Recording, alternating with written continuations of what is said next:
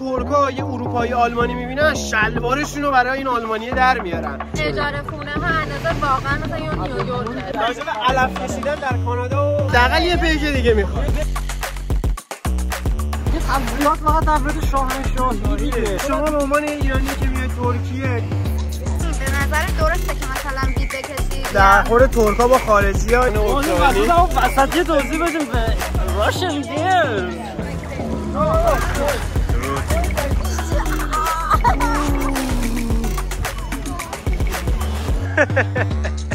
ما متوجه شدیم که اگه مست نبودیم شاید این اتفاق نمیافتاد. درست آقا؟ We are rich kids in Turkey and پولامون تموم شد داریم میریم خونه. گشت مشت. سلام به چنل ما خوش اومدین. من نیکیم. من گلیم. تو این اپیزود گشت مشت میخوام بهتون بگیم اگه استانبولی میخوایم بریم ساحل شیرین نزدیکترین جا کجاست که 2 ساعت تو راه نباشیم. بعدم میخوایم ببینیم از لب ساحل یا توی آب چجوری میشه پیتزا سفارش داد. این وسط هم یه گپی میزنیم راجع به اینکه ترک‌ها با خارجی‌ها چجوری رفتار میکنن. تو این قسمت گشت مشتم علی کوچولو همراهمونه AKA موری.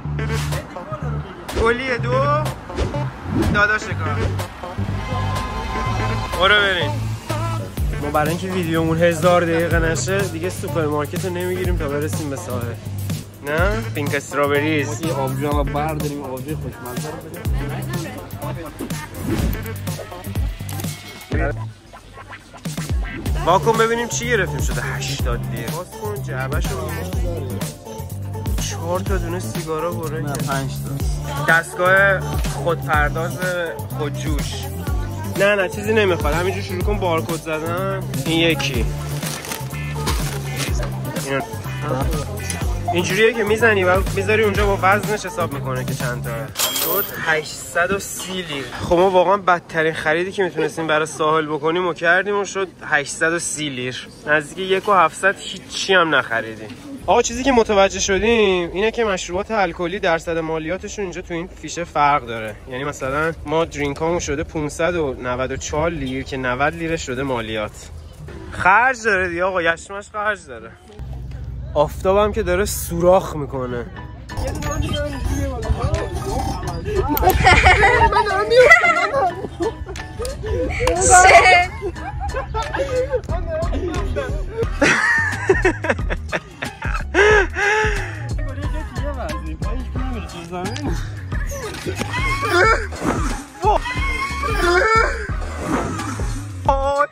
من سرت میخوام.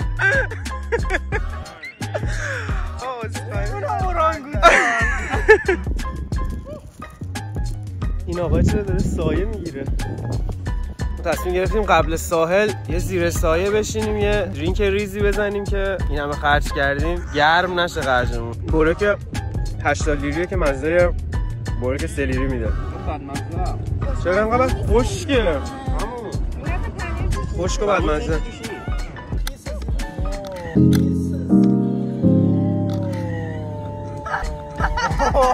داری میگیری آشغال بازی این آقا رو؟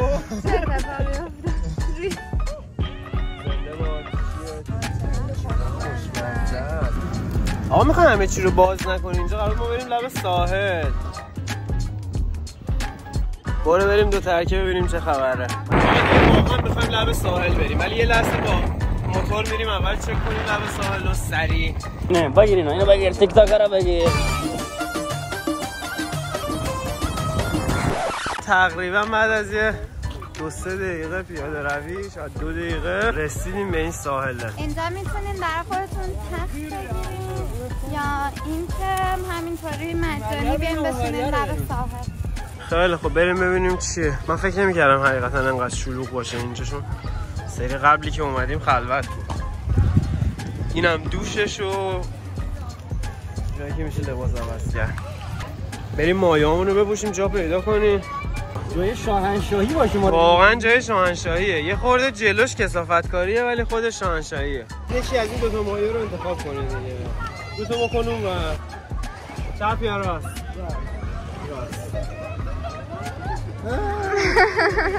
اینو می‌خواستی؟ مایه پوشیده بالاخره ما رسیدیم لب ساحلی که وعده‌اش داده بودیم. گلی هم داریم که شروع کرده به روغن مالی. دیگه تفریحات فقط تفریحات شاهنشاهی دیگه. پسر محمد رضا، پسر رضا خان. سرد نیست علی؟ خیلی سرده. اینقدر سرد، اینقدر تو رفت تو یخچال. سرده؟ سرده، من نمیدونم اینا چجوری تو آبم ولی سرده. یعنی سرد که خنکه دیگه. حداقل یه پیک دیگه میخوام. یعنی راجع به علف کشیدن در کانادا و جایی که آزاده کلا صحبت می‌کنیم. آمستردام مثلا داریم میگیم که آیا خوبه که آزاده؟ من که مثلا اگه توی کشور دیگه زندگی میکنی به نظرت درسته که مثلا وید بکشی یا نه؟ تا مثلا کشورهای کمی هستش که وید آزاده ولی با این حال احتمالاً مشکلی نداره دیگه که اون کشور رو آزادش کردن. مثلا کشور بزرگی مثل کانادا، آمریکا، تایلند هم آزاده. نه خواهیم کلا هر چیزی رو درست استفاده نکنی مشکل به وجود میاد. هر چیزی خیلی فرق نمیکنه چی. علف هم کشورهایی که آزاده به خاطر این آزاد شده که طرز استفادهش و نوع مصرف و اندازه و ایناشو درآوردن و میدونن چجوریه. اصلا تو آمستردام پیرمردا پیرزنا میزنن اصلا ریلکس میکنن. مثلا ما اون سری رفته بودیم آمستردام یه جایی داشت نوشت مثلا جدا از این که نوشته بود تو منوش که چیا میتونی استفاده کنی، یارو مثلا اینجوری بود که آقا جایی درد میکنه، مثلا مشکلی داری، مثلا میگفت آقا دستم درد میکنه. واسه اون یه علف به خصوصی داشت. اونا CBD داشتن. آره ولی آره خیلی سعی می‌کردن آنالیزت کنن بفهمم که مثلا چی برات خوبه که اونو بخری. اونو مشاوره میدادن. خدا رو شکر کانادا که اپلیکیشن داریم و اپلیکیشن رو یوز می‌کنیم. کانادا که میزنی و میری دیگه. من نمیدونم امیدوارم ویلاگای ما بعد آموزی نداشته باشه. بعد آموزی داشته باشه اشکال نداره. بعد آموزی نیست دیگه با مشروب علف. آفرین. هرچی میزنیم به اندازه. هرچی میزنیم به اندازه بزن. آدم باشیم. میخواستیم راجع به چیز صحبت کنیم. برخورد ترکا با خارجی ها. اینجا داداش کارو داریم که تازه اومده. داداش کار بیا این پشت بزنم. برخورد بعدی شما دیدی از ترکا تایمایی که اومدی ترکیه؟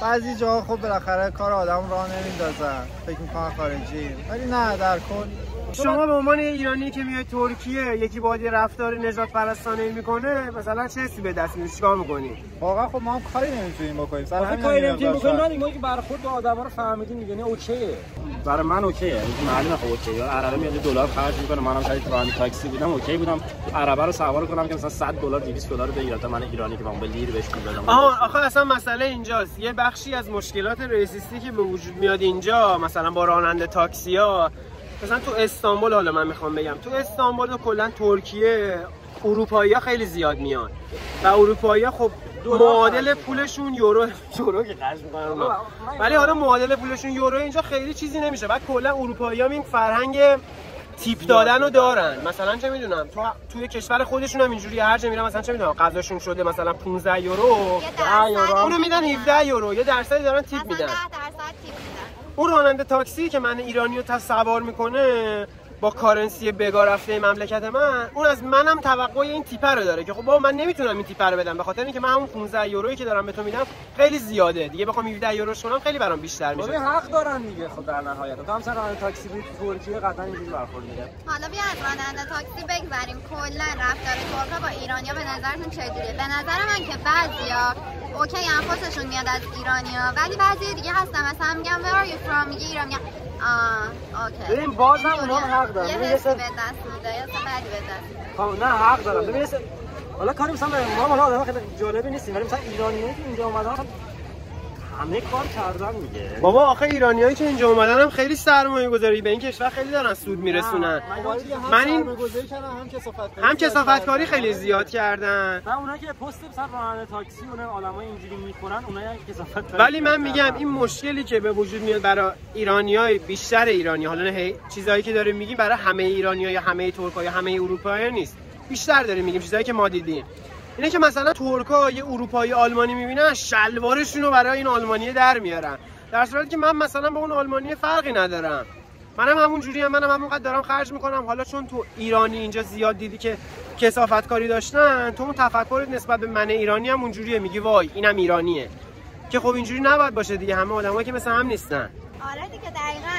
اگه بیای مثلا یک آدمای یک کشور مشخص و همه رو بد ببینی یا همه رو خوب ببینی کاملا ریسیستی. این مثلا به نظرم بستگی به این داره که تعداد اون آدمایی که می‌بینن مثلا 10 تا آدم 10 تا ایرانی بد ببینن، 10 تا آلمانی 10 تا آلمانی خوب ببینن، خب تاثیر میذاره زندگیشون. آره. حتما یه تاثیری گذاشته که اینجوری شدن دیگه. تو وقتی راننده تاکسی و خرجت داره از تاکسی، من دارم تاکسی مثلا میزنم چون راجع به تاکسی داریم صحبت می‌کنیم.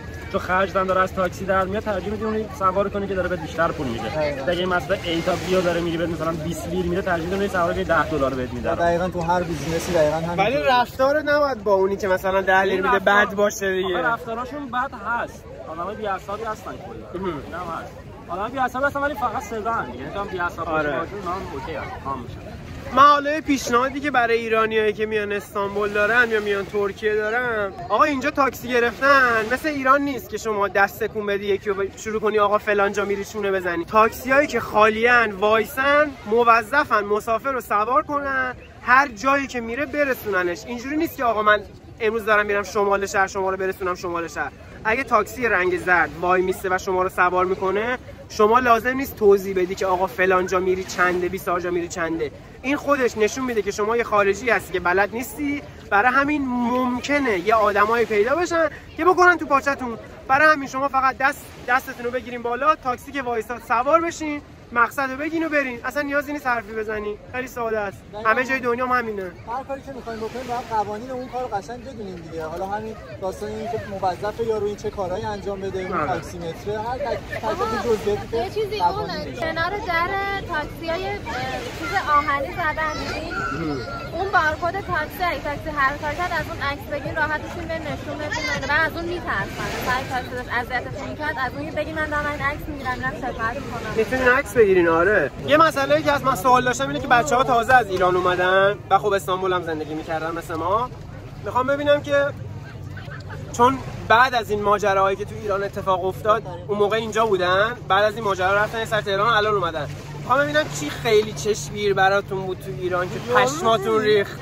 حجاب و اینا دیگه. تو کافه ها هیچکی رو سرش یکی که 90% تو کافه ها و رستوران ها رو سرشون نیست. تو مترو اصلا 10 نفر مثلا 3 نفر سرش نیست. یعنی حجاب قشنگ اینجوریه. اگه بخوای میتونی راحت سرت نکنی. به غیر از حجاب چی؟ همه چی خیلی گرون شد. کافه ها که مثلا 2-3 برابر شد نه؟ این کافه ها یه جورایی مثل ترکیه هستن. اجاره خونه ها اندازه واقعا مثلا یا نیویورک تو بلنجک. آره ولی من اجاره خونه قشنگ تو نیویورک زندگی می‌کنی. مثلا بلنجک من واقعا دوست داشتم الان میرفتم تهران. ویدیو رو تا آخر ببینین چون تازه میخوایم سعی کنیم که پیتزا بگیریم ببینیم چجوری، ولی الان نه، الان میخوایم بریم یه خورده دیگه مست کنیم. ما اومدیم وسط آب با چند تا جوون اوکراینی. وسط یه توضیح بدیم Russian deer. Actually they're from Ukraine.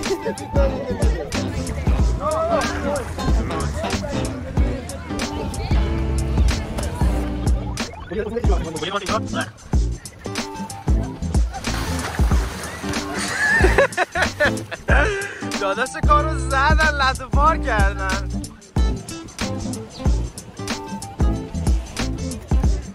فکر کنم پیتزا رو مجبور باشیم زنگ بزنیم سفارش بدیم، چون بخوایم با اپلیکیشن بگیریم باید آدرس بزنیم و خب وسط سوالم که آدرسی نداریم. چون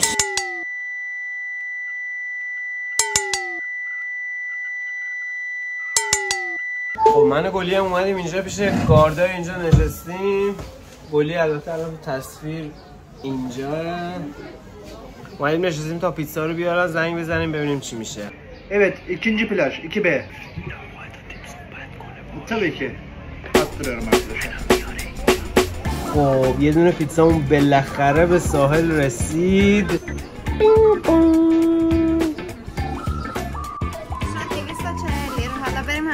این شد 240 لیر. بریم پیش بچه ها بازش کنیم.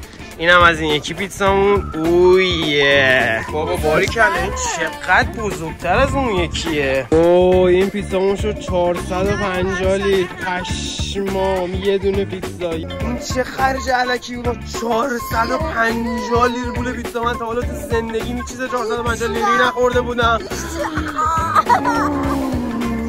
پیتزای پایینی قیمتش از 450 لیر بالایی هست 250 لیر. همین چیزی باورتون میشه؟ ما الان پولش رو دادیم. 450 لیر پول 450 لیر فیشش رو نشون بده. پول این پیتزا چی توشه؟ سلام. 1 2 چی نداره؟ باورم نمیشه. این یکی هم 250 همون. واقعا مزه‌ای نمیده جدی. کاملا معمولیه. این پیتزا استیشن خوشمزه تره. یعنی صرفا فقط برای اینکه لب ساحلی منقدر بوده. درست کرده اصلا. قرار نبوده زیاد باخت دادیم. آقا ولی یه چیزی هست واقعا این پیتزا بزرگه. دست برو بغلش واسه سایز رو ببینیم چقدره. سایزش واقعا بزرگه. اینم بزرگه. این خوشمزه داره. من اون یکی رو دارم میخورم. ولی اصلا باورم نمیشه. من تا حالا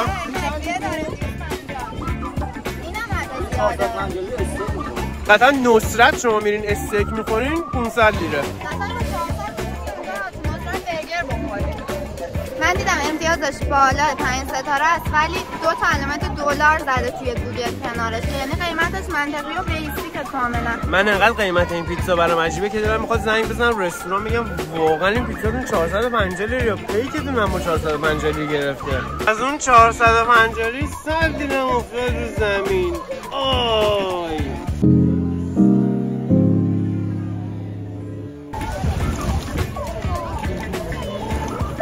وای زناکاری پیتزا دیگه. این شنه دیگه. اونم ما هم که انسان‌های نانتردال بودیم. قشنگ همه جاش بریز. این پیتزا دیگه ما مگه انسان‌های نانتردال نبودیم؟